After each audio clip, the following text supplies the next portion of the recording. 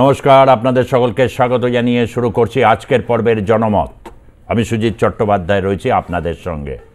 শুরুতেই বলেছিলাম যে নিট নিয়ে একদিন একদম যখন এই কেলেঙ্কারির আঁচ যখন পড়েছিল, আপনারা খুলে দেখুন যে নিট নিয়ে বলেছিলাম যে এই পরিস্থিতিতে লেজে গোবরে হতে হবে সরকারকে। তার কারণ নিট এমনই একটি দুর্নীতির বাতাবরণকে সামনে নিয়ে আসবে যা অতীতের বিভিন্ন রকম যে ঘটনাগুলো রয়েছে সেই ঘটনাগুলো অনেকটাই সারফেস হবে। অতীতের ঘটনা বলতে এটাই আমি বলতে চাইছি, এই যে পরীক্ষায় সলভার গ্যাং এর কথাটা উঠে আসছে, যারা অন্যের হয়ে প্রক্সি পরীক্ষা দেয়, এরকম আমরা প্রচুর শুনি। ভুয়ো ভোটার, মানে আপনার ভোট আরেকজন গিয়ে দিয়ে আসছে। ঠিক তেমনি আপনি পরীক্ষায় ফর্ম ফিল আপ করেছেন, ছবি আপনার, কিন্তু পরীক্ষা দিচ্ছে একজন মেধাবী ছাত্র। এর জন্য 1 কোটি কোটি টাকার একটা অর্থনীতি, সমান্তরাল অর্থনীতি গোটা দেশ জুড়ে তৈরি হয়েছে। এবং এর মধ্যে প্রচুর উচ্চমানের যে পরীক্ষাগুলো, যেগুলোকে বলা হয় খুব লুক্রেটিভ, মানে অত্যন্ত আকর্ষণীয়, সেই সমস্ত বিষয়গুলো বা পদগুলো বা পরীক্ষাগুলো এর মধ্যে রয়েছে। এর মধ্যে চিকিৎসা, ডাক্তারি পরীক্ষা তো বটেই, ম্যানেজমেন্ট বা বহু জায়গায় বহু কিছু শোনা গেছে। কিন্তু শোনা এক জিনিস, যখন এটা সারফেস হয়ে যায়, প্রশ্নপত্র আগেই লিক হয়ে যায় এবং কনফিডেন্স লেভেলটা এতটাই বাড়তে থাকে। নিট যখন শুরু হয়েছিল 2016-র পর, 17 থেকে, তখন থেকেই বিভিন্ন ইস্যুতে নিট নিয়ে তার অদক্ষতাকে, মূলত হচ্ছে অদক্ষতা, সেই অদক্ষতাটা সামনে বারবার করে আসছিল। প্রশ্নপত্রে ভুল, তারপর হচ্ছে লিক হওয়া, কিন্তু সব ঠিক হয়, কিন্তু সব ঠিক হলো না। নির্বাচনের রেজাল্টের পরেই এই বিষয়টা নিয়ে সরকারের যথেষ্ট মুখ পুড়েছে। শিক্ষামন্ত্রী ধর্মেন্দ্র প্রধান নিজে এই বিষয়টা দায় নিজের কাঁধে নিয়ে নিয়েছেন এবং একের পর এক কিছু সিদ্ধান্ত হয়েছে। সিবিআই তো হয়েইছে, এই সম্মুখে দেখাবো, কিন্তু তার আগে একটু প্রশ্ন আপনাদের কাছ থেকে, প্রশ্নে আমি যাব, অবশ্যই যাব, কিন্তু তার আগে বরং প্রতিবেদন নেব। আগে প্রতিবেদনে প্রথমে দেখব যে নিট যে ওভারঅল পরিস্থিতি কি দাঁড়িয়েছে তা নিয়ে একটা প্রতিবেদন প্রথমে নেব। নিট থেকে নেট, পরীক্ষায় দুর্নীতির অভিযোগে তোলপাড় দেশ। মোদী সরকারের বিরুদ্ধে একযোগে সরব বিভিন্ন রাজনৈতিক দল এবং ছাত্র সংগঠনগুলি। শিক্ষামন্ত্রী ধর্মেন্দ্র প্রধানের পদত্যাগের পাশাপাশি দোষীদের কড়া শাস্তির দাবি তুলছে তারা। অনিশ্চয়তায় লক্ষ লক্ষ পরীক্ষার্থীর ভবিষ্যৎ। 5ই মে 4750টি কেন্দ্রে নিট ইউজি হয়। পরীক্ষা দেন প্রায় 24 লক্ষ পড়ুয়া। নির্ধারিত সময়ের 10 দিন আগে পরীক্ষার ফল ঘোষণা হয়। তাতে দেখা যায় 67 জন পুরো নম্বর পেয়ে প্রথম স্থান অধিকার করেছেন। এই 67 জনের মধ্যে অনেকে একই পরীক্ষা কেন্দ্র থেকে পরীক্ষা দিয়েছেন বলেও জানা যায়। পরীক্ষার আগে প্রশ্ন ফাঁস হয়েছিল কিনা প্রশ্ন ওঠে, মামলা গড়ায় আদালতে। তারপর এনটিএ সুপ্রিম কোর্টে জানায় ওই পরীক্ষার্থীরা সময় কম পাওয়ায় বাড়তি নম্বর বা গ্রেস মার্কস দেওয়া হয়েছে। এই বিতর্কের আবহেই নিট বাতিলের দাবি ওঠে। এই পরীক্ষাকাণ্ডে অন্তত 20 জনকে গ্রেফতার করা হয়েছে। অভিযোগ স্বীকার করে নিয়েছে ধৃতরা। প্রথমে নিট অর্থাৎ ডাক্তারি সর্বভারতীয় প্রবেশিকায় দুর্নীতির অভিযোগ ওঠে। তারপর ইউজিসি নেট অর্থাৎ পিএইচডি এবং কলেজে নিয়োগের পরীক্ষা প্রশ্ন ফাঁসের অভিযোগে বাতিল হয়। তারপর কোনো এক অনিবার্য কারণে স্থগিত করা হলো সিএসআইআর ইউজিসি নেট। তারপর পরীক্ষার আগের দিনই স্থগিত করা হলো স্নাতকোত্তর স্তরের ডাক্তারি প্রবেশিকা পরীক্ষা নিট পিজি এন্ট্রান্স। নিট পিজির আয়োজক panel the national board of examination in medical sciences শুক্রবার একটি বিজ্ঞপ্তি জারি করে। তাতে বলা হয়, সোশ্যাল মিডিয়ায় প্রশ্ন বিক্রির নামে প্রতারণা চলছে, পড়ুয়ারা যেন সেই ফাঁদে পা না দেন। প্রতারণার প্রমাণ পেলে অবিলম্বে কর্তৃপক্ষকে জানানোর নির্দেশ দেওয়া হয়েছে। এই বিজ্ঞপ্তি প্রকাশের একদিন পর অর্থাৎ শনিবারই জানিয়ে দেওয়া হয় রবিবারের পরীক্ষা স্থগিত। ন্যাশনাল টেস্টিং এজেন্সিকে নিয়ে ওঠা একের পর এক অভিযোগের কথা মাথায় রেখে স্বচ্ছভাবে পরীক্ষা ও মূল্যায়ন করতেই এই পদক্ষেপ বলে জানানো হয়। একদিকে যেমন নিটে বেনিয়মের তদন্ত হাতে নিয়েছে সিবিআই, অপরদিকে এনটিএতেও রদবদল করা হয়েছে। ন্যাশনাল টেস্টিং এজেন্সির ডিরেক্টর জেনারেল সুবোধ সিংকে অপসারণ করা হয়েছে। অবসরপ্রাপ্ত আইএএস অফিসার প্রদীপ কুমার খারোলাকে ওই পদে নিযুক্ত করা হলো। পরবর্তী নির্দেশ পর্যন্ত তিনি সমস্ত দায়িত্ব সামলাবেন। পরীক্ষা পদ্ধতির ভুল শুধরে নতুন করে পরীক্ষার জন্য ইসরোর প্রাক্তন চেয়ারম্যান কে রাধাকৃষ্ণনের নেতৃত্বে 7 সদস্যের একটি কমিটি গঠন করা হয়েছে। পরীক্ষায় বেনিয়ম ও প্রশ্ন ফাঁস রুখতে পাবলিক এক্সামিনেশন অ্যাক্ট 2024 সালের ফেব্রুয়ারি মাসেই সংসদে পাশ হয়ে গিয়েছে। নিট নেট বিতর্কের মধ্যেই শুক্রবার সেই আইনের নির্দেশিকা জারি করে মোদী সরকার। আইন অনুযায়ী কোনো ব্যক্তি যদি প্রশ্নপত্র ফাঁস বা উত্তরপত্রে বেনিয়ম করতে গিয়ে ধরা পড়ে এবং দোষী প্রমাণিত হয় তাহলে ন্যূনতম 3 বছর জেল খাটতে হবে, সর্বাধিক 5 বছর পর্যন্ত কারাবাস হতে পারে, পাশাপাশি 10 লক্ষ টাকা পর্যন্ত জরিমানা হতে পারে। পাশাপাশি আয়োজক সংস্থা পরীক্ষা প্রক্রিয়ার জালিয়াতি হয়েছে জেনে চুপ থাকলে 5 থেকে 10 বছর পর্যন্ত জেল হতে পারে, 1 কোটি টাকা পর্যন্ত জরিমানাও হতে পারে। এখন প্রশ্ন হলো এটাই যে ফেব্রুয়ারি মাসেই যখন সংসদে পরীক্ষার বেনিয়ম সংক্রান্ত আইন পাশ করেছিল কেন্দ্র, তাহলে সেই আইন কার্যকর করতে 4 মাস কেন লাগলো কেন্দ্রের? সেই প্রশ্নই তুলছেন বিরোধীরা। তৃতীয়বার ক্ষমতায় আসার পরই এইসব পরীক্ষা কেলেঙ্কারি শুরুতেই অস্বস্তি বাড়িয়েছে মোদী সরকারের। ব্যুরো রিপোর্ট, আর প্লাস নিউজ। আরো প্রতিবেদন রয়েছে এবং হচ্ছে এই প্রশ্নে অনেকে মতামত দিয়েছেন, সব এক এক করে দেখাবো, কিন্তু তার আগে যে প্রশ্ন নিয়ে আপনারা অবশ্যই মতামত দেবেন বা যে প্রশ্নের আধারে আমরা আজকে বিতর্ক বা বিশ্লেষণকে এগিয়ে নিয়ে যাব, সেই প্রশ্নগুলো আপনারা একটু সকলে দেখে নেবেন। প্রথম যে বিষয়টা অত্যন্ত গুরুত্বপূর্ণ, যে এনটিএ বিশ্বাসযোগ্যতা কি ফেরাতে পারবে? সবচেয়ে বড় এইটা প্রশ্ন, যে ন্যাশনাল টেস্টিং এজেন্সি 2016 সালে গঠিত হওয়া, তার বিশ্বাসযোগ্যতা নিয়ে এতবার প্রশ্ন উঠেছে, এবারের প্রশ্নটা বড় সড়ো, সে বিশ্বাসযোগ্যতা কি ফেরাতে পারবে? এবং দ্বিতীয় যে বিষয়টা অত্যন্ত গুরুত্ব পাচ্ছে, সালভার গ্যাংয়ের এত বিস্তৃতি কিভাবে ঘটল? এই যে সালভার গ্যাং যার কথা বলা হচ্ছে, যারা সলভ করে দেয় আর কি, যে কোনো প্রশ্ন উত্তর রেডি, কিভাবে কোয়েশ্চেন লিক করে দেওয়া যাবে, সব কিছু সমাধান এই সলভার গ্যাংয়ের রয়েছে। এবং গোটা দেশ জুড়ে এই নেটওয়ার্কের মধ্যে যে কত ব্যক্তি রয়েছে, এটা একটা খুব বিরাট প্রশ্ন। এখন দরিদ্র মেধাবীদের সুযোগ কিভাবে বৃদ্ধি পাবে, বড় প্রশ্ন হিসাবে এটাই সবচেয়ে বেশি সবসময় একটা কনসার্ন। তার কারণ হচ্ছে মেধাবী সর্বত্র জন্মে, এখানে ধনী দরিদ্র মধ্যবিত্তের বিষয় নয়, কিন্তু দরিদ্র মেধাবীদের জন্য সুযোগটা সংকুচিত হয়ে আসছে কি না, প্রশ্নটা ওই জায়গাটা। কেন তাদের ক্ষেত্রে যদি এরকম হয়, এরকম পরিস্থিতির সামনে দাঁড়াতে হয়, তখন তাদের কিছু করার নেই। আজকে বিতর্কে রয়েছেন বিশিষ্ট শিক্ষাবিদ কামাল হোসেনকে আমি স্বাগত জানাচ্ছি।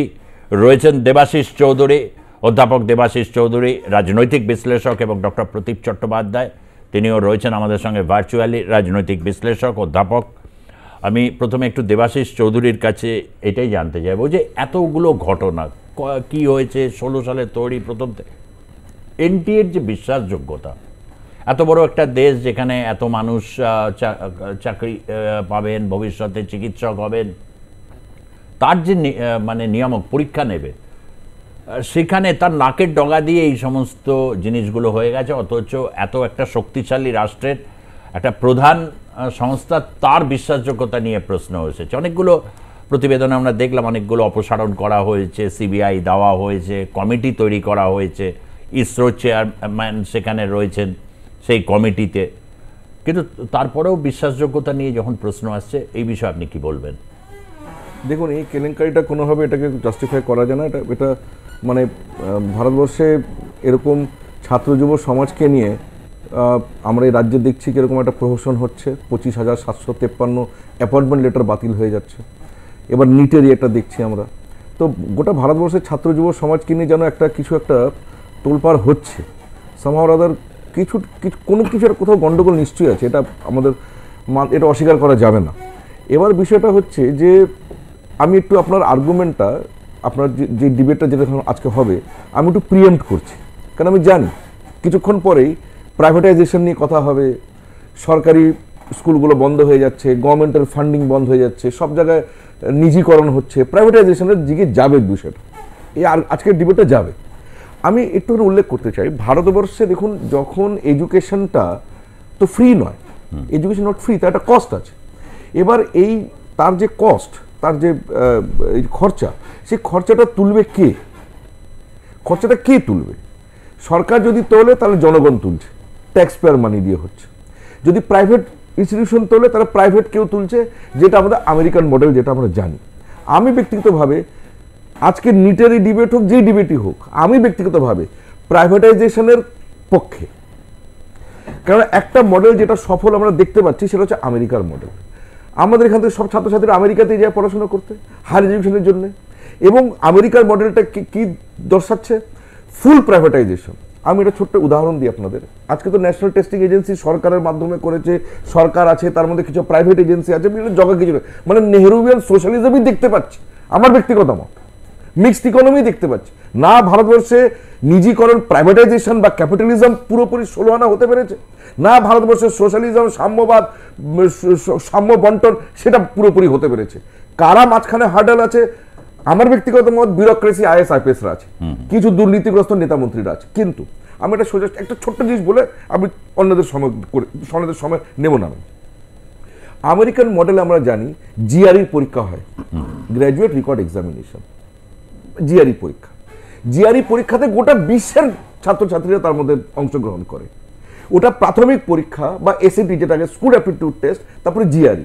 জিআরই থেকে বিভিন্ন সব প্রফেশনের, সব রকমের হায়ার এডুকেশনের অ্যাভিনিউ খোলে। সেই জিআরই পরীক্ষা কারা করায় আমেরিকাতে, যেটাতে গোটা সবার বিশ্বাসযোগ্যতা রয়েছে? প্রাইভেট সংস্থা করে, তার নাম হচ্ছে এডুকেশন টেস্টিং এজেন্সি। এর 3টে পার্টনার আছে। আমেরিকান কাউন্সিল অফ এডুকেশন, সেটা non profit organisation. Carnegie foundation, private education fund, Carnegie foundation তার মেম্বার আছে। এবং 3য় নম্বর যে মেম্বার আছে আমেরিকার যে এডুকেশন টেস্টিং সার্ভিস, তার 3য় নম্বর যে পার্টনার আছে সেটা হচ্ছে কলেজ এন্ট্রান্স এক্সামিনেশন বোর্ড। সেটাতে 12টা university, Columbia, Colgate, Pennsylvania, New York university, Barnard college, Union college, Rutgers university, 12টা কর্নেল ইউনিভার্সিটি, প্রিন্সটন, বড় বড় 12টা ইউনিভার্সিটি, তারা মিলে কলেজ এন্ট্রান্স এক্সামিনেশন বোর্ড গঠন করেছে। আর এই সমস্ত ইউনিভার্সিটি আমরা জানি সবগুলো প্রাইভেট আমেরিকাতে, বা প্রাইভেট ফান্ডিং উপর চলে। এবার বিষয়টা হচ্ছে গুণগত মান হায়ার এডুকেশনের, তার বিশ্বাসযোগ্যতা, তার প্রাসঙ্গিকতা এবং তার অ্যাকাউন্টেবিলিটি, এগুলো এনশিওর করতে হবে। ডেং জিওপিংয়ের খুব বিখ্যাত কথা, বিড়াল লাল রঙের হোক বা কালো রঙের বা সাদা রঙের হোক, ইঁদুরটা মারলেই হলো, ইঁদুরকে খেলেই হলো। তো সেই জন্য এখানে সাম্যবাদের ডিবেট নয়, ডিবেট হচ্ছে আমাদের এডুকেশনটা কেন এমন একটা জায়গায় চলে গেছে, হায়ার এডুকেশন, যেখানে এক তো ইন্ডাস্ট্রি মার্কেটের সঙ্গে তার কোনো কানেকশন নেই। হাজার হাজার গ্র্যাজুয়েট, লক্ষ লক্ষ গ্র্যাজুয়েট তৈরি হচ্ছে যাদের কোনো এমপ্লয়াবিলিটি নেই। তারা শুধু একটা দিকে তাকিয়ে থাকে, কখন রেলের চাকরি অ্যাডভার্টিসমেন্ট বেরোবে, কখন লোয়ার ডিভিশনাল ক্লার্কের যখন ভ্যাকেন্সি বেরোবে। সরকারি চাকরির জন্য তৈরি হচ্ছে গ্র্যাজুয়েটরা কোটি কোটি। একটা পিওনের চাকরির অ্যাপ্লিকেশন বেরোয়, সেখানে পিএইচডিরা অ্যাপ্লাই করছে। কিন্তু বেসরকারি ক্ষেত্রেও কি চাকরি? এবার আমি তো বেসরকারি ক্ষেত্রে আপনাকে একটা আমেরিকান একটা সিস্টেমটা বললাম, ওটা তো সিস্টেম। এবং চায়নাতে কি চলছে? চায়না তো বড় বড় যে কর্পোরেশনরা আছে, তাদের নিজেদের লেবার রিকোয়ারমেন্ট, তাদের স্কিল এমপ্লয়মেন্ট কিরকম তার দরকার, সেই হিসেবে তারা জব মার্কেট কি চাইছে, সেই হিসেবে এডুকেশন ডিফাইন হচ্ছে। সায়েন্টিফিক ব্যাপারটা, সায়েন্টিফিক পছন্দ নাই হতে পারে আমাদের। ওকে, আমি বিভিন্ন মডেল, কিন্তু এই মডেলগুলো তুলনামূলকভাবে নিটকে অ্যাকাউন্টেবল হওয়ারই ছিল। এক্স্যাক্টলি। এই কোন একটা জায়গায় এইটা আপনার জব মার্কেটের সঙ্গে জব মার্কেট অ্যাকাউন্টেবল হওয়া উচিত ছিল, বা সরকারি যদি কোনো পলিসি, গভর্নমেন্টের পলিসি থাকে সেখানে অ্যাকাউন্টেবল হওয়া উচিত ছিল। অধ্যাপক দেবাশিস চৌধুরী, এটাই যে অ্যাকাউন্টেবিলিটির প্রশ্ন গিয়ে চায়না এবং আমেরিকার যে সিস্টেমটাকে নিয়ে এলো, অর্থাৎ এই সিস্টেমের মধ্যে থেকে দেখালো যে হচ্ছে এমপ্লয়েবিলিটি বা এই যে হাজার হাজার লক্ষ লক্ষ মেধাবী ছাত্রছাত্রী, কোথাও কোথাও তাদের সাথে তঞ্চকতা তৈরি হচ্ছে, কোথাও হচ্ছে এই যে সিস্টেমটা বেআব্রু হয়ে পড়ছে এমন কারোর দ্বারা, যে নিজে মেধাবী ছাত্র, তারাই হচ্ছে আমি একটু আসবো এই সলভার গ্যাংয়ের একটা ইয়েটা পেলাম বিভিন্ন জায়গায়। এখন কোটা বলে একটা জায়গা রাজস্থানের আমরা জানি, তার ডকুমেন্টারি, হ্যাঁ, পুনা, কোটা, বিভিন্ন জায়গায়, উড়িষ্যাতে হচ্ছে ময়ূরভঞ্জ একটা সেন্টার, ময়ূরভঞ্জে একটা মানে হচ্ছে। তবে কোটাটা বিখ্যাত হয়ে গেছে আতুরগড়, বিবিসির ডকুমেন্টারি কারণে এসছে। ইঞ্জিনিয়ারিং, ডাক্তারির ফ্যাক্টরি বলা হচ্ছে ইনস্টিটিউটগুলোকে, তৈরি করা হচ্ছে। এরকম একটা জায়গায় থেকে দাঁড়িয়ে কোটা, ওখানে তারপর সালভার গ্যাং, তারপর হচ্ছে নিট এবং হচ্ছে এরকম ডাক্তার। ধরুন এই যে জিনিসগুলো হচ্ছে, মানুষের মধ্যে প্রথম প্রশ্ন হবে এই রে, যে ডাক্তারের কাছে স্টেতো নিয়ে ঝুলছে সে কেমন ডাক্তার, মানে এইরকমভাবে এসছে কিনা, এই সংশয়াতীর্ণ মন নিয়ে। একটু এক সেকেন্ড ইন্টারভিউ করি। ধরুন একটা পুরো প্রাইভেটাইজ সিস্টেম, পুরো প্রাইভেট সিস্টেম, সেখানে আমি টাকা দিয়ে ডাক্তার হইবে, টাকা দিয়ে না ডাক্তার হই, আলটিমেটলি আমার এমপ্লয়মেন্ট কোথায় হবে? প্রাইভেট হাসপাতালে হবে, নার্সিংহোমে হবে। সেই নার্সিংহোম হাসপাতাল যে চালাচ্ছে সেও দেখে নেবে ডাক্তারি জানে কিনা। আমি 10 কোটি টাকা দিয়ে ডাক্তার হওয়ার পরেও এমপ্লয়ার থাকবে না যদি ডাক্তার দেখে যে চালাচ্ছে, হাসপাতাল চালাচ্ছে, সে বলবে আরে না।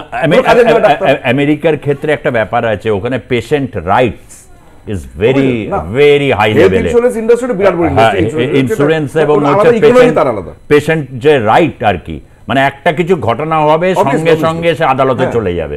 ভারতবর্ষে পেশেন্ট রাইট একটা প্রফেশনে পরিণত হয়েছে, কারণ ইন্স্যুরেন্স কোম্পানিরা চালায়। একটু কামাল হোসেনের কাছে আসবো, একটা ফোন নিয়ে নিচ্ছি জনমতে, যদিও এখনো ফোন লাইন খুলিনি, তথাপি আপনারা অনেকেই জানেন আর কি, এই অনুষ্ঠানটা জেনে গেছেন। হ্যাঁ, কে বলছেন? শুভ সন্ধ্যা। আমার কথা কি শোনা যাচ্ছে? হ্যাঁ বলুন। অনির্বাণ। হ্যাঁ, অনির্বাণ চক্রবর্তী বলছিলাম মাকুড়া থেকে। শুভ সন্ধ্যা সবাইকে। আপনারা প্রত্যেকে গুণী মানুষ। আমি কিন্তু লেম্যানের মতো একটা কথা বলছি, কিছু মনে করবেন না। আলটিমেটলি যেটা হয়েছে, মানে শিক্ষা দুর্নীতি যেটা, সেটা মারাত্মক ব্যাপার। মানে প্রত্যেকে কান্নাকাটি করছে যে একটা অযোগ্য ডাক্তারের হাতে আমি কিভাবে চিকিৎসা করবো, মানে যে পাইনি, যা যোগ্যতা নেই সেটা হয়েছে। একদম রাইট, কোনো এর মধ্যে ধান। কিন্তু এর মধ্যে একটা প্রবলেম হচ্ছে যে এখানে পয়সা দিয়ে কেনা হয়েছে এবং যোগ্যতাকে সরিয়ে দিয়ে অযোগ্য পার্সেন্টে চলে গেছে। এবার আমাদের দেশে কিন্তু আরেকটি সিস্টেম আছে, যাতে কিন্তু আমার জাতের জন্য আমি কিন্তু অযোগ্যটি পেয়ে যাই, যোগ্যটি সরে আছে। সেইখানেও কিন্তু অযোগ্য ডাক্তার কি তৈরি হওয়ার সম্ভাবনা নেই। আমি কিন্তু তাদের নেই, এই কোশ্চেনটা কিন্তু অ্যারাইজ করছে। এটা আমার মনে হচ্ছে, আমি জানি না আরো কোনো ভারতবাসীর মনে আসছে। হ্যাঁ, আশাগুলো হ্যাঁ আমি বুঝতে পেরেছি আপনি কোন জায়গায় ইঙ্গিত করেছেন। শুনতে থাকুন। আমি কামাল হোসেনের কাছে আসার আগে আরো একজনের, তবে আমি পিসিআর কে বলবো বাকি গেস্টদের কাছে জানতে গেলে কিন্তু এত ফোন একটু রেস্ট্রিক্ট করে এগোতে হবে। আরো একজন রয়েছেন আমাদের সঙ্গে জনমতে, বলুন। হ্যাঁ, কে বলছেন? হ্যাঁ, ফোন হ্যাঁ, কামাল হোসেন। কোন সবচেয়ে বড় কথা যে দুর্নীতি আমাদের দেশের সবচেয়ে বড় একটা হতাশা। মানে উন্নয়ন ব্যাহত হওয়া থেকে শুরু করে মানবিক বিপর্যয়ের একটা বড় কারণ হয়ে দাঁড়িয়েছে এই দুর্নীতি। এবং এটা কি সামাজিক সচেতনতা এবং রাজনৈতিক সদিচ্ছা, বারবার বলছি রাজনৈতিক সদিচ্ছা ছাড়া কিন্তু এই দুর্নীতি রোধ করা সম্ভব নয়। বর্তমান সমাজের ছেলেমেয়েরা, আমরা বহু আগে, আমি দেবাশিসবাবু বহু আগে ছোটবেলায় আমরা কিন্তু চারদিকে দেখেছি গরিবত্বের অভাব, কিন্তু এখনকার ছেলেমেয়েরা তারা দেখছে চারদিকে শুধু দেখছে দুর্নীতি দুর্নীতি দুর্নীতি, অসৎ মানুষগুলোর। সো এক শ্রেণী এই যে মূল্যবোধ, এটা কেন হচ্ছে? মূল্যবোধ এবং দেশপ্রেমের অভাবেই এই কিন্তু দুর্নীতির বিস্তর ঘটছে। দুর্নীতি, মূল্যবোধ আর দেশপ্রেমের অভাব। সেটা কি রাজ্য, কি সারা অন্যান্য রাজ্য, কি পশ্চিমবঙ্গ, সমস্ত এখানে টেটও হয়েছে, এখানে এসএলএসটি নিয়েও হয়েছে, সব কিছু হয়েছে। এবং সবচেয়ে বড় জিনিস একটা অদ্ভুত লাগে যে যাদের সেই সমস্ত রাজনৈতিক নেতারা বা ব্যক্তিরা, রাজনৈতিক কারবারিরা সবচেয়ে বেশি মানে আলোকিত হচ্ছে যারা জেল খেটে বার হচ্ছে অথবা যারা পোড় খাওয়া আসামি, তাদের উপরে দেখা যাচ্ছে এই সব জিনিসগুলো দায়িত্ব দেওয়া হয়েছে। তার ফলে তাদের তো মানবিক মূল্যবোধ নেই, সামাজিক মূল্যবোধ নেই। হচ্ছে আমার, আপনার, দেবাশিসবাবু, আরও সব যারা পরীক্ষার্থী, মানে অ্যাসপিরেন্ট ফর কম্পিটিটিভ এক্সাম বা অন্য আনাদের, তাদের ক্ষেত্রে কিন্তু একটা মানে কি বলবে এডুকেশনাল ব্যাংক্রাপসির মধ্যে চলে আসছি। অর্থাৎ আমরা কিন্তু দেউলিয়ানপনা হয়ে যাচ্ছি। তাহলে কিছুদিন পরে, এখন তো ছাত্রছাত্রীরা বলতে শুরু করেছে কিছুদিন আগে পশ্চিমবঙ্গে যা ঘটেছে আবার তারপরে এটা ঘটেছে, তাহলে বাদ কে আছে? দেবাশিস আমার সঙ্গে একমত হবেন, বাদ কে আছে? তাহলে পশ্চিমবঙ্গ তথা সারা ভারতবর্ষে রন্ধে রন্ধে জিনিসটা ঢুকে গেছে। তাহলে আমি আপনি গলা ফাটালে তো এটা হবে না। রাজনৈতিক কারবারি যারা আছে তাদেরকে ওই এসি রুম থেকে বার হয়ে আসতে হবে, এসে মানুষের কথা শুনতে হবে। এবং ওই সমস্ত রাজনৈতিক কারবারিদের যারা অর্থ পিচাসু হয়ে গেছে, আর কিছুই বোঝে না। শুধু আপনি রাজনীতির দেবাশিস বাবু কিন্তু আরেকটা দিকও বলেছেন, রাজনীতিবিদকে আছেই তো যারা কারবার করছেন, রাজনৈতিক কারবারই বললেন, খুব সঠিক শব্দ, কারবার করছে। এই কারবারের অংশীদারিত্বের ক্ষেত্রে আমলা আছে, কেননা অনেক জায়গায় আমলাদের ভূমিকা কিন্তু খুব স্পষ্ট হয়েছে। ধরুন এনটিএ, ওটা তো আমলা শাসিত। অনেক শিক্ষাবিদ বা শিক্ষক তারা আমলা হন যখন, তখন তাদের চরিত্রগত মূল্যবোধের অবক্ষয়। আমার সঠিক জানা নেই, কমলাকান্ত জানবেন। আগে যেরকম আইআইটি বা জেই যে সিস্টেমটা ছিল, আগে আইআইটি আইএমএ যে ক্যাট পরীক্ষা ছিল, সব আলাদা কিরকম একটা ছিল, মানে কেন্দ্রীগত করাটা কিন্তু ঠিক নয়। কারণ প্রত্যেকটা এডুকেশন ইনস্টিটিউশন একটা সাহিত্য আছে, তার একটা একাডেমিক ফ্রিডমের একটা জিনিস আছে, সবটাই জব মার্কেট নয়, সবটাই জব মার্কেট নয়। আইআইটির প্রফেসররা মিলে যখন কোশ্চেন সেট করছে, তারা জানছে যে আগামী 5 বছরে টেকনোলজি কোন দিকে যাচ্ছে, কেন সুবিধা আসা উচিত, মানে ওরিয়েন্টেশনটা বুঝে প্রফেসরদের হাতে থাকা উচিত ছিল। দেবাশিসদা, একটা বলছি, আপনার কথাকে আপনাকে সম্মান রেখেই বলছি যে প্রাইভেটাইজেশন আমেরিকা হয়েছে। আচ্ছা, এখানে ভারতবর্ষে এই যে স্কুল সার্ভিস কমিশনের ওএমআর সিট দেওয়া হয়েছিল কিন্তু নাই থাকে, সে তো প্রাইভেট সংস্থা, তাহলে সেখানে কি হলো? সুতরাং ভারতবর্ষের মতো অবস্থানে কিন্তু এটা সম্ভব নয়, এটা কোনোদিনই সম্ভব নয়। সব জায়গায় কিন্তু ওই রাজনৈতিক কারবারিরা, ওই আইএএস আইপিএসরা আপনারা দেখছেন তার পাখা বাতাস করছে, জুতো পরিয়ে দিচ্ছে, যে শুধু এটা ভারতবর্ষের মধ্যেই, এটা কিন্তু আমরা কিছু করতে পারবো না। আমি একটু প্রদীপবাবুর কাছে একটু আসছি। প্রদীপবাবু, এটা ঠিক কথা, দুর্নীতির ইন্ডেক্সে যদি দেখি, গ্লোবাল ইন্ডেক্সে ভারতবর্ষ কিন্তু মানে যারা দুর্নীতিবাজ দেশগুলোর চ্যাম্পিয়নশিপে কিন্তু ভারত লড়াইয়ে ভালো মতোই আছে। ফলে এর দায় সকলকেই নিতে হবে, এটা নয় যদি শুধু একমাত্র দেশে যারা শাসক বা বিরোধী রাজনৈতিক পক্ষ, এখানে শিক্ষক থেকে শুরু করে এমনকি সালভার গ্যাং, এরাও অংশীদার সবাই। এই যে একটা পরিস্থিতি, এই পরিস্থিতির মধ্যে আমার খুব দুটো প্রশ্ন। একটা হচ্ছে এনটিএর বিশ্বাসযোগ্যতা, টেস্টিং এজেন্সি জানিয়ে বিভিন্ন প্রশ্ন উঠছে, এদেরকে সালভার গ্যাংয়ের মতো ওই রকম অতি ধূর্ত বুদ্ধিমান এই ধরনের মাফিয়া গ্যাংগুলো মধ্য থেকে দাঁড়িয়ে দরিদ্র মেধাবীদের সুযোগ কি আগামী দিনে সংকুচিত হবে, না গোটা ব্যবস্থার মধ্যে তাদের জায়গাটাকে প্রসারিত করার মতো কোনো সম্ভাবনা আগামী দিনে তৈরি হবে? কেন এত বড় একটা দুর্নীতি যেহেতু উন্মোচিত হয়ে গেছে। আমি বলবো যে এবারে যেটা দেখলাম, নীতির আভাস পাওয়া মাত্র কেন্দ্র সরকার তারা কাজে নেমে পড়েছে। তো আইন আরো কঠোর তৈরি করলেন। কোনো পরীক্ষার্থী কমপ্লেন করার আগেই তারা হচ্ছে গিয়ে স্বতঃপ্রণোদিত ভাবে যাতে এনইইটি অর্থাৎ মেডিকেল প্রবেশিকার যে অভিজ্ঞতা, তার ভিত্তিতে এখানে তারা কিন্তু প্রোঅ্যাক্টিভ ওয়েতে কাজ করেছে। এটা হচ্ছে আশার আলো দেখার একটা দিক। কিন্তু দ্বিতীয় হচ্ছে, আপনি যে প্রশ্ন করলেন যে এনটিএর বিশ্বাসযোগ্যতা, আমার মনে হয় আগামী দিনে কেন্দ্রীয় সরকার তারা কিন্তু এনটিএর যিনি প্রধান তাকে ডেকে পাঠিয়েছে, এবং এনটিএর প্রধানকে ডেকে পাঠানোর ছাড়াও তারা কিন্তু আগামী দিনে আরো অন্য ইনস্টিটিউটকে দিয়ে বা অন্য এজেন্সিকে দিয়ে এটা করতে পারে। দেখুন, টেকনোলজি সবার হাতে আছে, সেটা ভালোভাবেও ব্যবহার করা যেতে পারে, খারাপভাবেও ব্যবহার করা যেতে পারে। অর্থাৎ টেকনোলজি দিয়ে কিন্তু আপনি মানে প্রতিটি কোশ্চেনকে অনেক বেশি প্রোটেক্টও করতে পারেন অনেক কোড দিয়ে, যেটা হ্যাক করা বা বাইরে মানে চলে যাওয়ার ক্ষেত্রে একটা বাধা। ফলে আমার মনে হয় কেন্দ্রীয় সরকার তারা আরো বেশি করে গভীরভাবে এটা নিয়ে ভাববেন। দুটো জিনিস, একটা হচ্ছে যে কারা টাকাটা যোগান দিচ্ছে। টাকা তো চাওয়ার জন্য লোক বসে আছে যে চাকরির জন্য আমাকে টাকা দিন, দিয়ে দেবো, কিন্তু এই যে 50, 60, 70 হাজার লোক তারা যে টাকাটা দিচ্ছে, এই টাকাটা যোগান দেয় কিন্তু তাদের পরিবার। ফলে আমাদের মনে হয় যে আমাদের প্রাথমিকভাবে অভিভাবকদের বা ফ্যামিলিদের কাছে আবেদন করা দরকার যে আপনারা দয়া করে টাকা দিয়ে এইরকম অসাধু চক্রের কাছে যাবেন না। মেধার ভিত্তিতে আপনারা চেষ্টা করুন, পড়াশোনার ভিত্তিতে চাকরি অর্জন করার।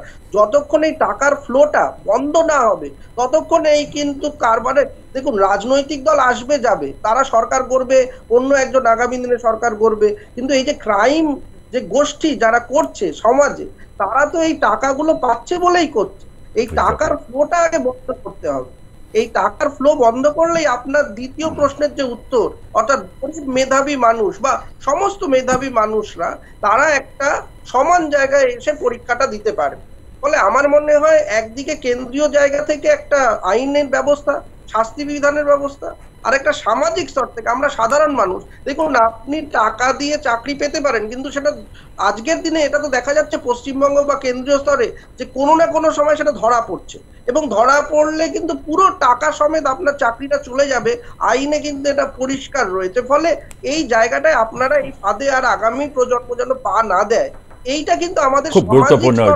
যোগী আদিত্যনাথ ইতিমধ্যেই উত্তরপ্রদেশের ক্ষেত্রে, কারণ উত্তরপ্রদেশে লাস্ট 5-6 বছরে প্রচুর কোয়েশ্চেন্স লিক হয়েছে, এই যেটা বললেন কিউআর কোড তার ক্ষেত্রে একটা প্রয়োগ করার, এবং তার সেই বিখ্যাত নীতি যার দুর্নীতি প্রমাণিত হবে এই ধরনের হয়েছে তার বাড়িও বুলডোজিং হবে কি না সে ব্যাপারেও নতুন আইনের চিন্তাভাবনা চলছে। এখন একটা কড়া আইন দরকার। মানুষ তো প্রশাসনিক পদক্ষেপ কে একটা সম্ভ্রমসমীয় করে, সেই জায়গাটা একটা বড় রকম থেকে যাচ্ছে। একজনের একটু ফোন নিয়ে নেবো। মানবেন্দ্র মুখার্জি আছেন কলকাতা থেকে। হ্যাঁ বলুন।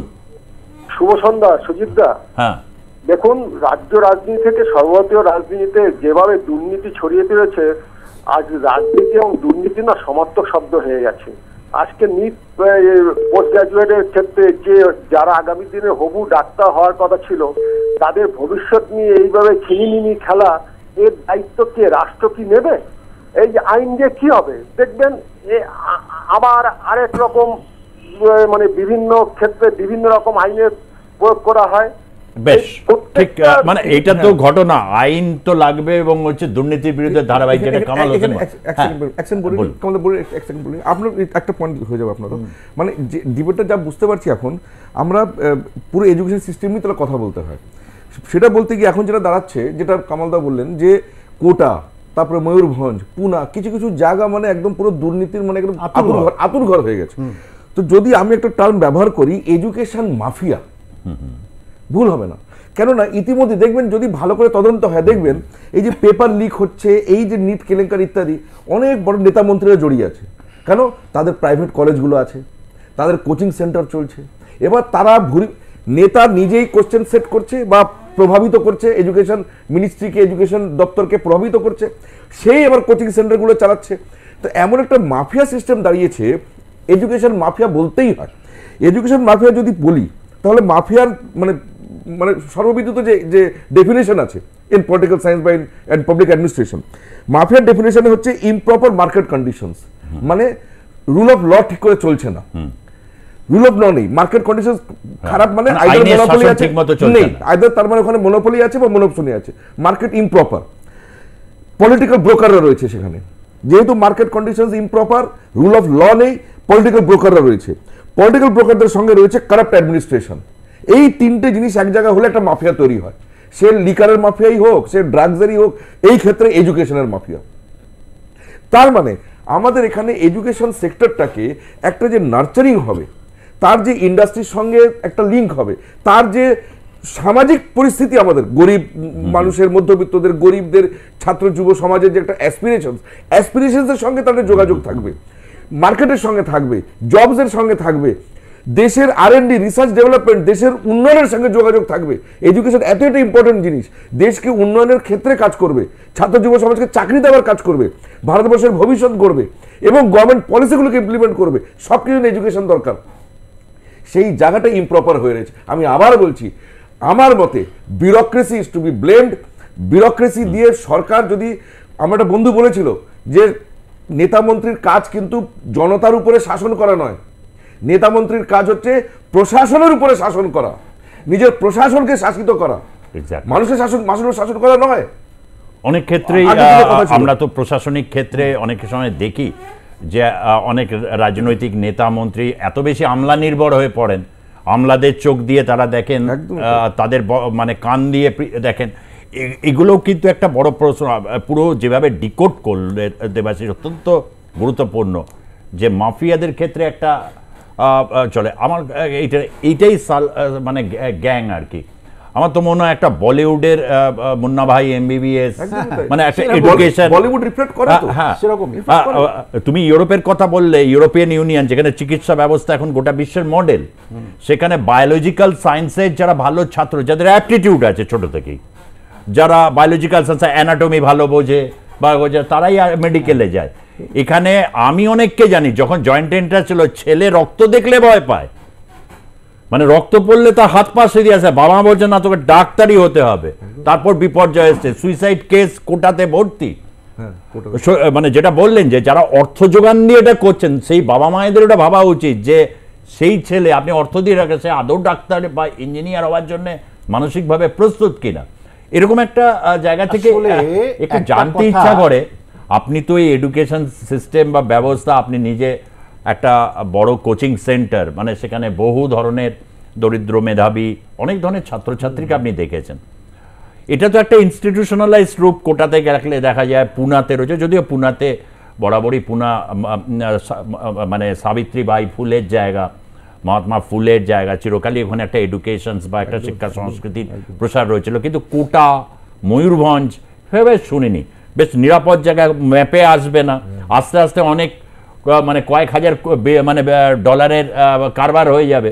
এরকম একটা জায়গা থেকে এই সলভার গ্যাং কিভাবে কাজটা করে একটু বলুন না, খুব শুনছি। সলভার ওদের গ্যাংকের কাজের আগে একটা কথা বলি, দেবাশিস দা হচ্ছে কি মেধার জোরে আজকের অধ্যাপন চাকরি করছেন, অধ্যাপক হয়েছেন।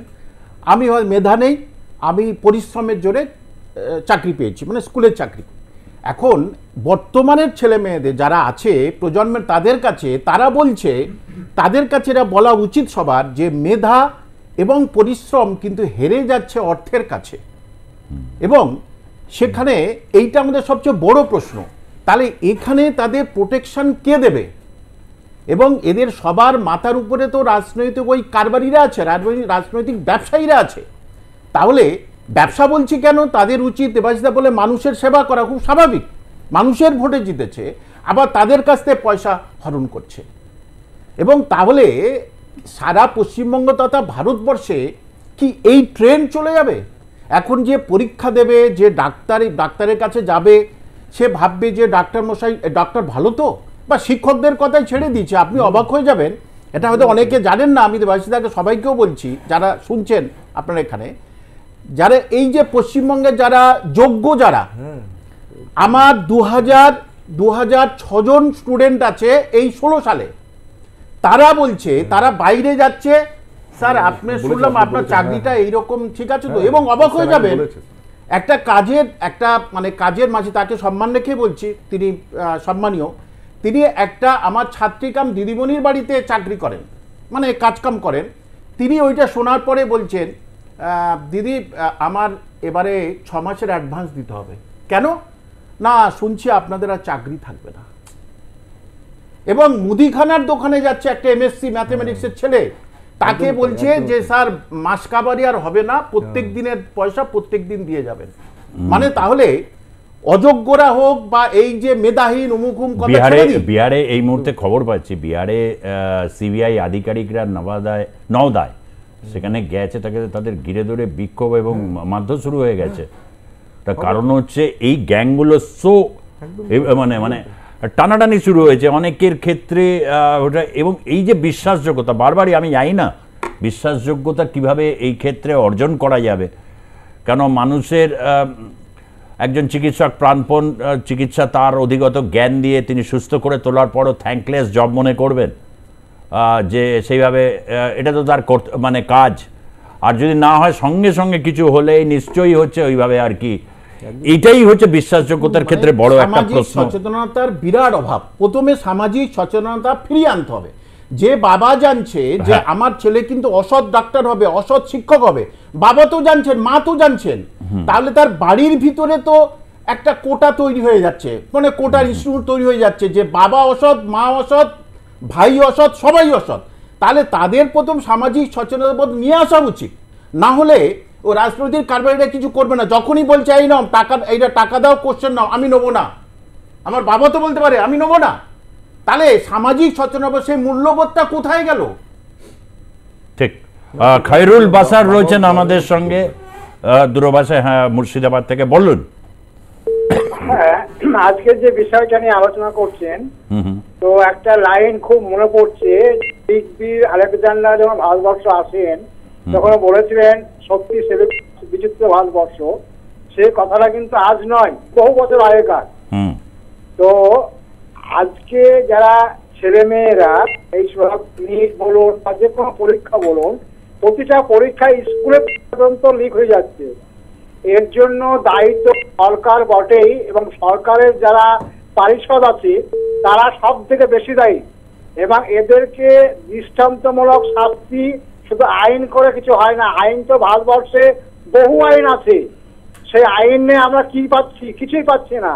কিন্তু প্রকৃত যে জিনিসটা হচ্ছে, এই যে গরিব ছেলেরা তারা কোথায় যাবে? এই যে পাস করলো, আজকে পরীক্ষা দিল, তারা কি আর সেই র্যাঙ্কে যেতে পারবে? যেতে পারবে না। তাহলে আমার মনে হয় এই আইন নিয়ে কিছু হবে না। যারা মেন হোতা, সে হোতার দিকে পরিষ্কার ভাবে দৃষ্টান্তমূলক শাস্তি দেওয়া দরকার। ওকে, দৃষ্টান্তমূলক শাস্তির একটা, হ্যাঁ ঠিক কথা, এটা আমিও বিশ্বাস করি। শক্তপোক্ত আইন, আইনের শাসন বলতে শক্তপোক্ত আইন থাকবে ভাই, যেখানে দুর্নীতি করার আগে বা এই ধরনের সিস্টেমকে গড়বড় করে দেওয়ার আগে, যে কোনো সিস্টেম ভারতবর্ষে, সে সিস্টেম নিয়ে বিতর্ক থাকবে। ভারতবর্ষ গণতান্ত্রিক দেশ, বিতর্ক থাকবে। কিন্তু কোথাও এই আইনকে না মানা এবং হচ্ছে আইন খুব একটা বিশেষ সেখানে দৃঢ় নয়। ও কী হবে, খুব বেশি হলেও জেল থেকেও অপারেট করে যেভাবে দেখা যায়, অর্থাৎ দুর্নীতিটা পুরো একদম শিকড় বাকড় ছড়িয়েছে এমনভাবে, একেবারে তলা থেকে উপর, উপর থেকে তলা অবধি পুরো মানে রয়েছে। কিন্তু এর প্রতিষেধক ব্যবস্থাও সরকারকে নিতেই হবে এখন যা পরিস্থিতি রয়েছে। আমি একটু প্রদীপবাবুর কাছে আসবো। এইরকম পরিস্থিতি সরকার, এবং আগামীকাল লোকসভা, অষ্টাদশ লোকসভার শপথ নেওয়া হবে, সকলেই শপথ নেবেন, নরেন্দ্র মোদী নেবেন, তারপর অন্যান্য সমস্ত দুদিন ধরে চলবে। কিন্তু তার আগে রাহুল গান্ধীর এই টুইটে, তিনি একটা জায়গায় টুইটে বলছেন, আজকে করেছেন যে এই সময়টাতে মানে প্রধানমন্ত্রী নরেন্দ্র মোদীর কী অবস্থা, পুরো এই ধরনের এডুকেশন মাফিয়া গ্যাং তাদের হাতে নাস্তানাবুদ হচ্ছেন, এবং তাদের হাতে বলা যায় যে তিনি প্রতি মুহূর্তে তার আমলে এই যে বলছে বরবাদ হো চুকি এই শিক্ষা ব্যবস্থা, পুরো বরবাদ হয়ে গেছে এরকম একটা জায়গায়। আপনি এটা মনে করেন যে এটা রাজনৈতিক বচন, মানে অতিশয়োক্তি, না ডিউরিং দিস টাইম একটা খুব কঠিন জায়গায় এসে গিয়ে পড়েছে, মানে যেখানে বরবাদ হলো না সারফেসড হলো? কোনটাকে আমরা কি অ্যাঙ্গেলে দেখব? না, আমি এটাই খারাপ লাগে যে এটাই হচ্ছে আমাদের ভারতবর্ষ, যে সবকিছু নিয়ে রাজনীতি, সবকিছু নিয়ে রাজনীতি। আজকে একটা কঠিন সময়ে, সেখানে আজকে যদি ভারতের জাতীয় কংগ্রেসের যখন সরকার ছিল তখন কি কোনো দুর্নীতি হয়নি, প্রশ্ন লিক হয়নি? তারা তো দুর্নীতির জন্যই ক্ষমতা থেকে সরে গেছিল, এতগুলো দুর্নীতি ইউপিএ 2 এর আমলে। অর্থাৎ এই একটা কঠিন সময় আমার মনে হয় দলমত নির্বিশেষে প্রত্যেকের এক জায়গায় আসা উচিত, যে যাদের যেখানে সমস্ত রকম যে তথ্য আছে, যে প্রত্যেক রাজনৈতিক দলের কাছে তথ্য থাকে যে কারা এই ধরনের কাজে তাদের দলে লিপ্ত, তাদেরকে মানে অপসারণ করা দল থেকে, তাদেরকে মানে দৃষ্টান্তমূলক শাস্তি, এগুলো রাজনৈতিকভাবে একসঙ্গে করতে হবে। এই সরকারের আমলে খারাপ, ওই সরকারের আমলে ভালো, এটা করলে কোনোদিন আসল জায়গায় পৌঁছানো যাবে না।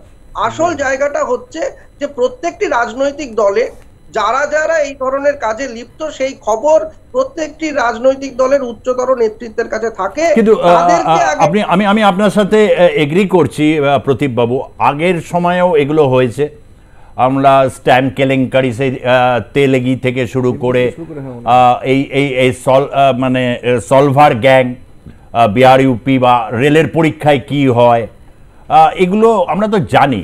হয়তো নিয়ামক সংস্থাকে তাকে রিপ্লেস করে দেওয়া হলো, এইবার যিনি এসছেন তিনি ভালো, কিন্তু তা অর্থাৎ কোথাও কিন্তু একটা জায়গায় রাজনীতিটাও সমভাবে আসছে। ঠিক কি এটার মানে কেউ কেউ কড়া আইনের কথা বলছেন, মূল্যবোধের জাগরণ। এখন মূল্যবোধের জাগরণ কিভাবে হবে, মানে এটাও একটা বড় মানে প্রশ্ন। কোথাও একটা সিস্টেমটাকেও এমন একটা জায়গা, যেমন দেবাশিস একটা জায়গায় কংক্রিটলি একটা জায়গা থেকে বলছে যে আমেরিকা বা ইউরোপিয়ান ইউনিয়নগুলোতে, বিশেষভাবে আমেরিকাতে, সেখানে এডুকেশন একদম কমপ্লিটলি, এবং হচ্ছে সেখানে হচ্ছে অনেক ধরনের এডুকেশনাল লোন ওইভাবে ফেলিসিটেট করে বা সেইভাবে তারা নেয়। ভারতবর্ষের ক্ষেত্রে কি এই মিক্সড ব্যবস্থাটা থেকে বারবারই এরকম দুর্নীতি তৈরি হবে?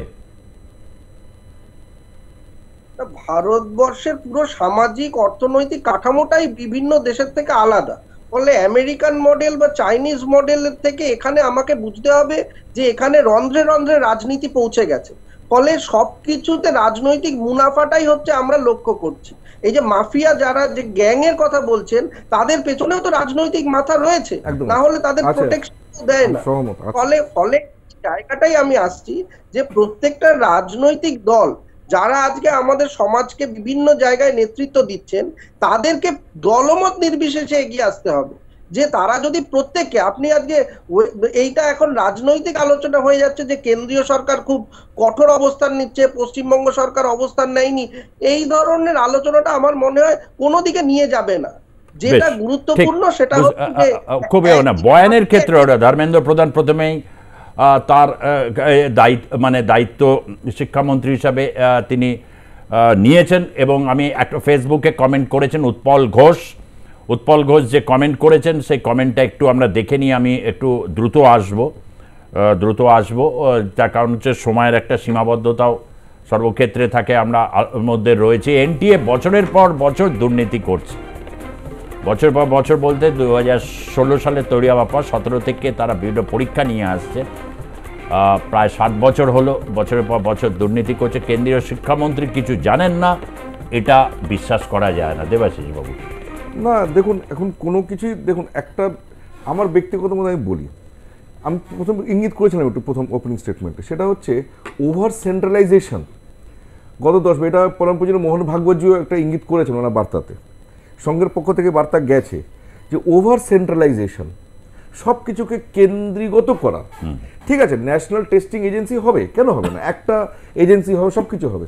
যখন এরকমভাবে যেহেতু ন্যাশনাল টেস্টিং এজেন্সি করা হয়, যার কাছে ইঞ্জিনিয়ারিং পরীক্ষাও সে কন্ডাক্ট করবে, সে মেডিকেলও করবে, সে ম্যানেজমেন্টও করবে, মানে তার বিরাট বড়, তার এত ম্যান্ডেট তার কাছে, সেই কমেন্সুরেট টু দ্যাট, সেই অনুপাতে আইন শক্ত হতে হবে, প্রশাসনকে দায়বদ্ধ হতে হবে, নেতা মন্ত্রীদের সজাগ হতে হবে।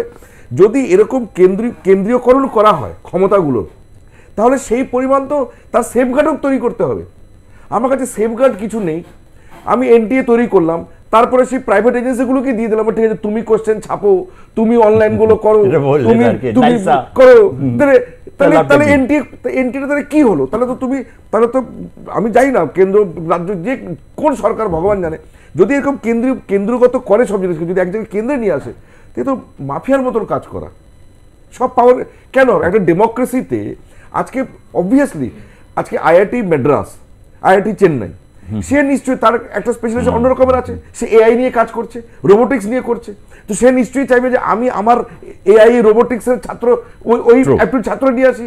আমাদের আইআইটি খড়গপুর, সে ধরুন অন্য কোনো টেকনোলজি নিয়ে কাজ করছে, আইআইটি খড়গপুর ভাববে যে আমি আগামী 5 বছর আমার এরকম স্কলার হলে আমার এই আর&ডিটা এগোবে।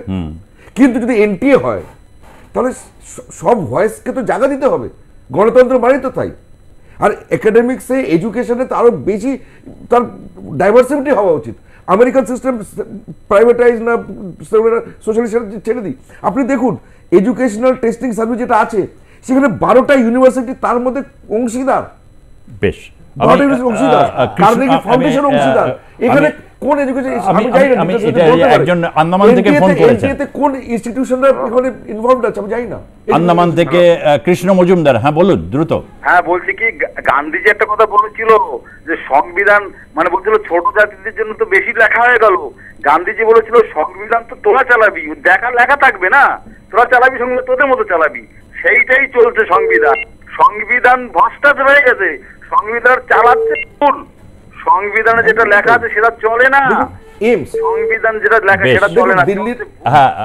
সংবিধান নিয়ে দিল্লির এইমস ধরুন দিল্লির এইমস, সে জেনেটিক্স নিয়ে কাজ করছে, তখন তার জেনেটিক্সের মতো স্টুডেন্টস চাই, ডাক্তার তো নির্মাণ হবেই, কিন্তু তাদের রিসার্চের একটা জায়গা আছে তো এইমসে। এবারে রিসার্চের পিজির পরীক্ষাও স্থগিত হয়েছে। হ্যাঁ, আমি একটাই জিনিস জানতে চাইছি, সত্যিকারে এই যে এনটিএ আগামী দিনে এই ধরনের কোটা বা এগুলোর প্রবলভাবে হ্রাস টেনে ধরা উচিত কিনা? এবং অতি নিয়ন্ত্রণ, অতি কেন্দ্রীকরণের জায়গা আগে যেমন এক সময় রাজ্যভিত্তিক জয়েন্ট টেন্ডেন্স কিছু কিছু জায়গা ছেড়ে দেওয়া উচিত, যেমন কোন কিছু কিছু এখনও রয়েছে, এনটিএ থাকলেও যেমন অনেক আইআইটি তার পরীক্ষা নিজেরাই এখনো পর্যন্ত পরিচালনা করে, এই জায়গাগুলো তো আছে। কিন্তু সবার আগে কি এই ধরনের জায়গা যেখান থেকে কিন্তু এগুলোর সূত্রপাতগুলো একটা ভালো রকম হচ্ছে, এই কোটা বিশেষভাবে এটা তো একটা সিম্বল হয়ে দাঁড়িয়েছে। দেখুন যে দেবাশিস বা প্রতিবাবুকে সম্মান রেখেই বলছি যে এই কম্পিটিটিভ এক্সামের ক্ষেত্রে লাস্ট যে পরীক্ষাটা হয়েছে ওয়েস্ট বেঙ্গলে, তথা আমি বিহারেও বলতে পারি, ইউপিতে যেটা হয়েছে, সেখানে যে কেন প্রাইভেটাইজেশন হবে না, তাদের হাতে দেয়া হবে না, 36টা ছোট 36টা দেশের জনসংখ্যা মিলে পরীক্ষার্থী। তাহলে সরকারি সংস্থা, একটু সরকার সে কিভাবে নির্দিষ্ট একটা তার সেই পরিকাঠামো কিন্তু সরকারের কাছে একেবারেই নেই, তাহলে প্রাইভেট হেডটা দিতেই হবে। কোন পরীক্ষার কথা বলছেন আপনি? কত পরিক্ষা বলবো, স্টেট লেভেল যেগুলো, সব স্টেট লেভেলের যে পরীক্ষাগুলো, আরো পরীক্ষা। আমি তো সারা ভারতবর্ষের কথা বলছি না, রেলের পরীক্ষা বলছি না, সেখানে কয়েক কোটি, সুতরাং সে মনে হয় প্রায় 50টা দেশ হয়ে যাবে সেটা। তাহলে এই পরিকাঠামোটা প্রাইভেট যারা প্রাইভেটাইজেশন ছাড়া কোনো উপায় নেই। আরেকটা কথা হচ্ছে মারাত্মক কথা, যে দেখুন প্রতি বছর একটা সরকার চেঞ্জ হলো, আবার কিন্তু সেখানে সে একই জিনিস হচ্ছে। কারণটা কি জানেন তো? ওর ভিতরে যারা আছে না, তারা কিন্তু আছে, মানে যারা ওই ভিতরে সব আছে, মানে ক্লার্ক, গ্রুপ ডি, এই ইত্যাদি, এরা কিন্তু ওর ভিতরে ঠিক আছে, বছর পর বছর ওরা কিন্তু আছে, ওরা কিন্তু সব কিছু জানে কিভাবে কি করেছিলাম। এবং সেই সঙ্গে সঙ্গে বললাম রাজনৈতিক স্বচ্ছতাটা ভীষণভাবে দরকার, ভীষণভাবে দরকার। রাজনৈতিক স্বচ্ছতা ভারতবর্ষে জানি না আর হবে কি, কিন্তু রাজনৈতিক স্বচ্ছতা যদি হয় যে এর ভিতরে জড়িত আছে, সঙ্গে সঙ্গে তাকে সাজা দাও, যেটা অবশ্যই আমি কেন্দ্রীয় সরকারের এটাকে আমি ভীষণভাবে হচ্ছে সাপোর্ট করি, যে সঙ্গে সঙ্গেই সাপোর্ট করেছে। কিন্তু ব্যাপার হচ্ছে যে সংস্থাটা তো সিবিআই তো কেন্দ্রের, সেখানে কি হবে, সলিউশন কি হবে? প্রদীপবাবু, আজকে সময় একেবারে অতিক্রান্ত, আজকে সময় একেবারে অতিক্রান্ত, অনেকের ফোন আমরা নিতে পারিনি, অনেকে প্রদীপবাবু আজকে এখানেই শেষ করছি।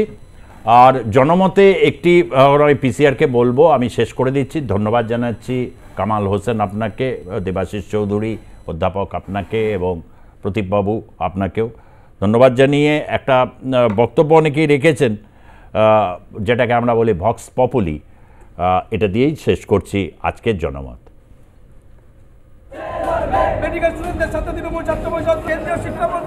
সর্বভারতীয় স্তরে যে পরীক্ষাগুলো হচ্ছে তাতে যেভাবে অভিযোগ হচ্ছে অস্বচ্ছতা, যেভাবে পরীক্ষা বাতিল হচ্ছে, কি বলবেন কতটা মানে দ্বন্দ্বের মধ্যে থাকে যে ছেলে মেয়েদের ভবিষ্যৎ কি হবে? এটা তো টাইম টু টাইম চেঞ্জ হচ্ছে, এখন এগুলো ডে টু ডে এখন পুরো এডুকেশন সিস্টেমটাই চেঞ্জ হচ্ছে। তো এই জায়গায় এই মোমেন্টে বলা খুব মুশকিল যে আগামী দিনে আমাদের বাচ্চারা কি করবে। নিশ্চয়ই চিন্তিত হয় একজন অভিভাবক হিসেবে, কেননা আমাদেরও সন্তান যারা আছে তার আগামী দিনে কি ভবিষ্যৎ ফেস করবে সেটা তো খুবই চিন্তার বিষয়। রাজ্যে এবং কেন্দ্রে যে ধরনের দুর্নীতি চলছে এবং এটাকে নিয়ে একটা বিরাট বড় চক্র পেছনে কাজ করছে, সেটা যদি কন্টিনিউয়াস চলতেই থাকে তাহলে আগামী দিনে ভবিষ্যৎ প্রজন্মটা তো অন্ধকার। প্রত্যেকটা অভিভাবকই চায় তার বাচ্চা একটা বড় হোক এবং একটা ভালো চাকরি পাক, তার জন্য যে কোয়ালিফাইং যে টেস্টগুলো দেওয়ার কথা সেগুলো। কিন্তু এই যে অর্থের বিনিময়ে বারবার একটা টেস্টের কথা বারবার উঠে আসছে, সে যে কোনো জায়গায় হোক, রাজ্য থেকে দেশ, সেখানে আমরা অভিভাবক হিসেবে খুবই চিন্তিত। খুব চিন্তা হয়, অবশ্যই খুব ভয় থাকি, কারণ আমাদের ছেলেমেয়েরা পরবর্তী প্রজন্ম, তো এই প্রজন্মে যদি এরকম পরিস্থিতি হয় তো ওরা যখন বড় হবে ওরা কি ফেস করবে সেটা নিয়ে সর্বদা ভয় শঙ্কায় থাকি।